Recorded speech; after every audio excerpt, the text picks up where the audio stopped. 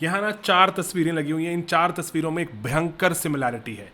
नेपाल के प्रोटेस्ट, बुआजीजी का खुद को आग लगा देना, रोज़ा पार्क्स का बस से उतर जाना, एंड सबसे बड़ी बात न्यूयॉर्क में जब एक बच्चा बीमार हो गया। इसमें ना चारों में ना सिमिलैरिटी है। मैं आपको बताऊं क्या सिमिलैरिटी है। रोज़ा पार्क्स ना आराम से बस में बैठी हुई थी और उनको उतार दिया गया कि ना ये बस में जो ये जगह है ना सर, ये जो वाइट लोगों के लिए उतरिए। तो उन्होंने कहा क्यों, मैं क्यों उतरूं इस बस से, मेरे को हक चाहिए। सिविल राइट्स मूवमेंट बहुत टाइम से लोगों के बीच में चल रहा था, ब्लैक लोगों के बीच में, कि हमें हक नहीं मिलता। जब रोज़ा पार्क्स को उतार दिया, वो वहीं बैठ गई बस स्टैंड पर, और बस स्टैंड पर तब तक नहीं उठी वो जब तक सिविल राइट्स मूवमेंट, बड़ी एक मूवमेंट नहीं बन गई थी। बुआजीजी की बात बताता हूं आपको। तुनीसिया में 2011 में वो एक सब्जी वाले थे, वेजिटेबल वेंडर। एक पुलिस वाला आके उनसे करप्शन के कुछ पैसे की बात करते हैं, और जब वो मना करते हैं, वेजिटेबल वेंडर हूं मैं, कहां से लाऊं इतना पैसा, इतनी महंगाई है, तो पुलिस वाला कहता है जो कुछ कर सकता है, जो कुछ बदल सकता है, उखाड़ सकता है उखाड़ ले, कोई मेरा कुछ नहीं बिगाड़ सकता। खुलेआम करप्शन चल रही थी। तो बुआजीजी ने खुद को आग लगा ली। जैसे ही बुआजीजी ने खुद को आग लगाई, लोग एकदम से राजा के खिलाफ उमड़ पड़े और राजा को भागना पड़ा। पूरा पूरा अरब का इलाका जल उठा, बहुत से राजाओं को उखाड़ फेंका गया। उसके बाद आपने देखा होगा नेपाल में सोशल मीडिया बैन से कहानी शुरू हुई, लेकिन सोशल मीडिया बैन से कहीं आगे चली गई। और न्यूयॉर्क का जो मैं आपको बता रहा हूँ पूप स्कूप लॉ, अदरवाइज लड़ाई चल रही थी कि जिसका डॉगी है क्या वही पॉटी साफ करेगा या एडमिनिस्ट्रेशन साफ करेगा। लोग कह रहे थे कि नहीं नहीं, जिसका डॉगी है वही साफ करे। डॉगी वाले कहते हैं हम क्यों करें। तो एक बच्चा फाइनली बीमार हो गया। पता चला कि जो पॉटी में से एक बैक्टीरिया निकला था, उस बैक्टीरिया से वो बीमार हुआ था।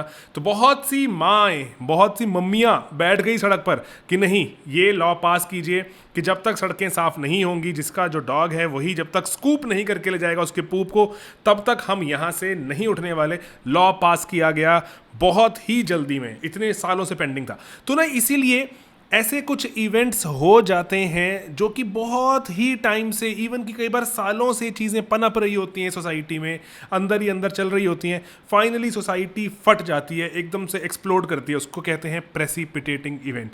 मैं आपको आज वही चाहता हूँ बताना कि चाहे रोज़ा पार्क्स हो, चाहे पूप स्कूप लॉ हो, चाहे तुनीसिया का केस हो, या फिर नेपाल का क्राइसिस, प्रेसिपिटेटिंग इवेंट होते हैं और लोग सड़कों पर आ जाते हैं। और इसी कारण से बड़े बड़े बदलाव होते हैं। हर रोज का एक्ट कैसे लगता है कि बस से उतार दिया, कौन सी बड़ी बात है। डॉगी ने पॉटी कर दी, कौन सी बड़ी बात है। सोशल मीडिया बैन कर दिया, कौन सी बड़ी बात है। तो इनजस्टिस और निग्लेक्ट बहुत टाइम से चल रहा होता है। एकदम से बस चिंगारी के जैसे, उसको कहा जाता है प्रेसिपिटेटिंग इवेंट, चिंगारी के जैसे आता है और एक नए कल की शुरुआत के लिए लोग सड़कों पे उतर जाते हैं कि बस अब और नहीं सहेंगे। तो इसीलिए ऑर्डिनरी एक्ट्स होते हैं, लेकिन प्रेसिपिटेटिंग इवेंट कहा इसको नील्स मेल्सर ने। और ना चार्ल्स टिली कहते हैं कि ना कि ये पॉलिटिक्स बदलने के मूवमेंट्स हैं। ये हर रोज के जो एक्ट है ना, जिसमें छुपा पड़ा है बहुत कुछ, पॉलिटिक्स बदलती है। इसीलिए रोजा पार्क्स, बुआजीजी, नेपाल का ऐप बैन या पूप स्कूप लॉ, याद रखना ये बहुत बड़े जो ये इवेंट्स हैं जो कि प्रेसिपिटेटिंग है।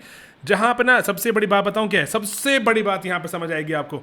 सरकार तब तक सही लगती है जब तक वो जनता उसको जायज़ मानती है। लीगैलिटी, लुगुलिटी सब बाद में आती है, सबसे पहले आती है लेजिटिमेसी। अगर जायज़ नहीं लगती, लोग सड़कों पर उतरकर एकदम से सरकार को उखाड़ फेंकते हैं। एंड इसीलिए लेजिटिमेसी पावर और अथॉरिटी की बुनियाद है। तो यहीं पर ही जो बात हमने वेबर ने हमें समझाई, हैबरमास ने हमें समझाई कि लेजिटिमेसी नहीं होगी ना, जनता बात नहीं मानेगी आपकी। इसीलिए नेपाल हो, तुनीसिया हो, रोज़ा पार्क्स हो, लेजिटिमेसी का लॉस, लोग इकट्ठे हो जाते हैं, डरखाइम कहते हैं। और तुरैन तो कहते हैं कि लोगों को इज्जत चाहिए, डिग्निटी चाहिए, एंड मटेरियल गेन आते जाते रहते हैं, गरीबी आती जाती रहती है। लोगों को अगर इज्जत नहीं मिलती हुई दिखती तो लोग सड़कों पर उतरते हैं, कलेक्टिव मूवमेंट करते हैं। इसीलिए नेपाल में देखने को मिला, तुनीसिया में देखने को मिला। बार बार आपको मैं चाहता हूं दिमाग में बैठा लें, आप अपने एग्जाम में कोट करें। इसलिए स्मॉल, कई बार बहुत ऐसे जो रोजमर्रा के लगने वाले जो एक्ट्स होते हैं ना, ये बड़े बड़े एक्ट्स होते हैं। लेजिटिमेसी, जायज़ और नाजायज़ के बीच की जो पतली सी एक जो दीवार है ना, एकदम से ढह जाती है और लोग किसी चीज़ की परवाह नहीं करते। और इसीलिए ये प्रेसिपिटेटिंग इवेंट्स जो कि चिंगारी होते हैं, इतना बारूद जनता में भरा हुआ है, उस बारूद को एकदम से आग लगा देते हैं, लोग फट उठते हैं। ऐसी ही बातें हम करते हैं हमारे बहुत से कोर्सेज में, और बच्चे निकलते हैं हमारे, सिलेक्ट होते हैं। हर साल सोशियोलॉजी में, यूपीएससी में टॉप रैंक निकालते हैं। मैं आपको इसलिए इनवाइट करता हूं।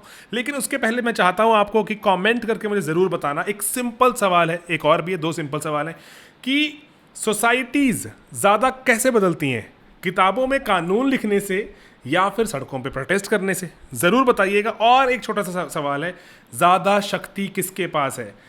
वो लीडर जो रूल कर रहा है या वो जनता जो रिफ्यूज़ कर देती है कि नहीं हम नहीं मानते आपकी बात?